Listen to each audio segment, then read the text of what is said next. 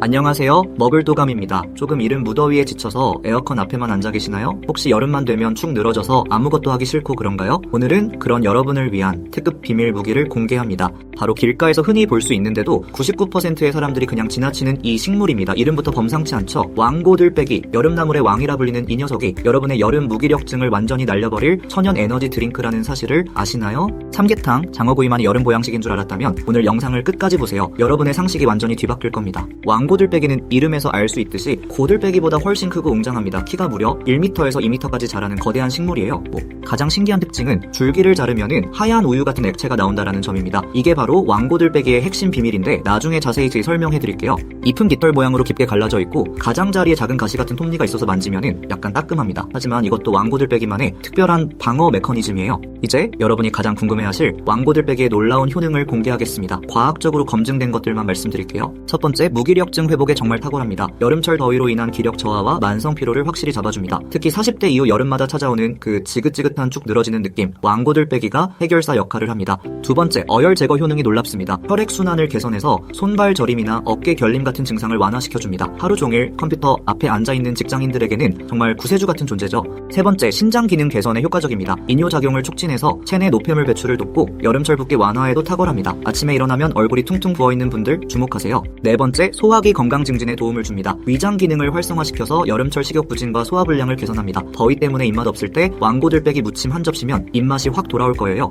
다섯 번째, 염증 해소에 탁월합니다. 만성 염증으로 인한 각종 질환 예방에 도움을 주며 특히 관절염이나 근육통 완화에 효과적입니다. 여섯 번째, 면역력 강화 효과에도 탁월한데요. 비타민과 미네랄이 풍부해서 여름철 떨어지기 쉬운 면역력을 확실히 보강해줍니다. 그럼 언제 먹어야 가장 효과적일까요? 왕고들빼기를 먹기 가장 좋은 시기를 알려드리겠습니다. 7월부터 9월까지가 골든타임입니다. 이 시기에 채취한 왕고들빼기가 영양가도 최고이고 맛도 가장 좋아요. 너무 어린 것보다는 어느 정도 자란 것이 좋은데 잎이 손바닥만한 해졌을 때가 딱 적당합니다. 하루 중에서는 이른 아침이 최고입니다. 새벽 이슬을 먹으면 왕고들빼기가 영양분이 가장 풍부하거든요. 특히 밤 동안 축적된 영양소가 그 최고조에 달하는 시간이에요. 채취할 때는 뿌리째 뽑지 말고 잎과 줄기만 잘라서 가져가세요. 그래야 다시 자랄 수 있거든요. 지속 가능한 채취가 중요해요. 이제 여러분이 가장 궁금해하실 부분, 왕고들빼기로 맛있는 요리 만드는 법을 공개하겠습니다. 첫 번째, 나물 무침입니다. 가장 기본이면서도 맛있는 방법이에요. 끓는 물에 소금을 넣고 왕고들빼기를 1분에서 2분간 살짝 데쳐줍니다. 너무 오래 데치면은 영양소가 파괴되니까 주의하세요. 찬물에 헹궈서 물기를 꽉 짜고 참기름, 다진 마늘, 소금으로 간단하게 묻혀주면 완성입니다.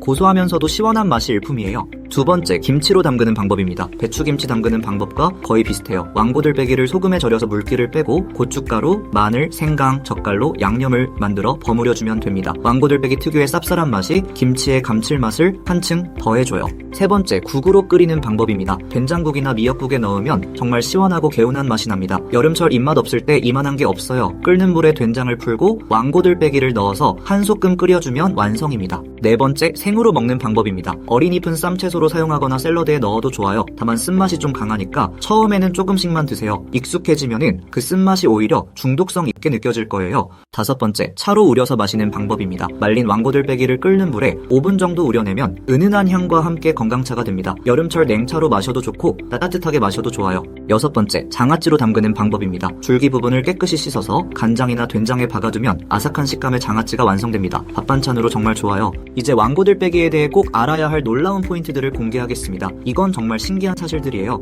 첫 번째, 줄기에서 나오는 하얀 유액의 비밀입니다. 이 액체에는 락투신이라는 특별한 성분이 들어있어요. 이 성분은 천연 진통제 역할을 해서죠. 두통이나 근육통 완화에 도움을 줍니다. 마치 자연이 만든 아스피린 같은 거죠. 두 번째, 왕고들빼기는 밤에 더 많은 영양분을 더 축적합니다. 다른 식물들과 달리 야간에 활발한 대사 활동을 하기 때문에 새벽에 채취한 것이 영양가가 훨씬 높아요. 그래서 옛날 사람들이 새벽에 나무를 뜯었던 거예요. 세 번째, 잎에 가시는 동물들로부터 자신을 보호하는 방어 메커니즘입니다. 이 가시 때문에 동물들이 뜯어먹지 못해서 오히려 영양분 손실 없이 온전하게 자랄 수 있어요. 정말 영리한 생존 전략이죠. 네 번째, 왕고들빼기는 토양 정화 능력이 뛰어납니다. 오염된 토양의 중금속을 흡수해서 정화시키는 능력을 가지고 있기 때문에 환경 정화 식물로도 주목받고 있어요. 그래서 도로변에서 자란 거는 먹지 않는 게 좋아요.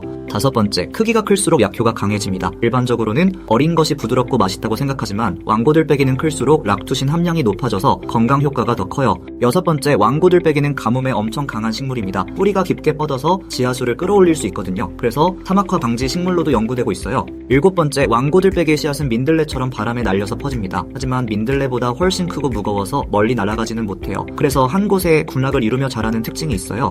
8번째, 왕고들빼기는 다른 식물의 성장을 억제하는 알레로파시 현상을 일으킵니다. 자신만의 영역을 확보하기 위한 전략인데, 그래서 왕고들빼기 주변에는 다른 풀들이 잘 자라지 않아요. 안전한 섭취를 위한 주의사항도 알려드릴게요. 국화과 식물에 알레르기가 있으신 분들은 주의하셔야 할 부분이 있는데, 처음 드실 때는 소량부터 시작해서 몸의 반응을 살펴보세요. 임신부나 수유부는 전문가와 상담 후에 드시는 게 안전해요. 락투신 성분이 강하기 때문에 주의가 필요합니다. 그리고 도로변이나 오염된 지역에서 자란 것은 절대 채취하지 마세요. 중금속이나 각종 오염물질이 축적되어 있을 수 있어요. 과다 섭취는 금물입니다. 아무리 좋은 것도 지나치면 독이 될 수 있어요. 하루에 한 접시 정도가 적당합니다. 왕고들빼기는 정말 여름철 건강을 지키는데 큰 도움이 되는 놀라운 식물입니다. 길가에서 흔히 볼 수 있지만 대부분의 사람들이 그 가치를 모르고 지나치는 숨은 보물이에요. 이번 여름 무기력증으로 고생하지 마시고 왕고들빼기를 활용해서 건강하고 활기찬 여름을 보내세요. 자연이 우리에게 준 최고의 선물을 놓치지 마세요. 다음 영상에서는 많은 분들이 들어보지 못한 조금은 생소한 주요준풀에 대해 알아보겠습니다. 여러분의 건강한 여름을 응원합니다. 이런 유익한 정보가 더 많은 분들에게 전해질 수 있도록 구독과 좋아요 버튼 꾹 눌러주세요.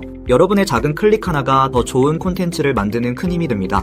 그리고 댓글로 궁금한 약초나 나물이 있으면 언제든 알려주세요. 제가 직접 찾아보고 리뷰해드릴게요. 건강한 여름 보내시고 다음 주에 또 만나요. 지금까지 먹을보감이었습니다.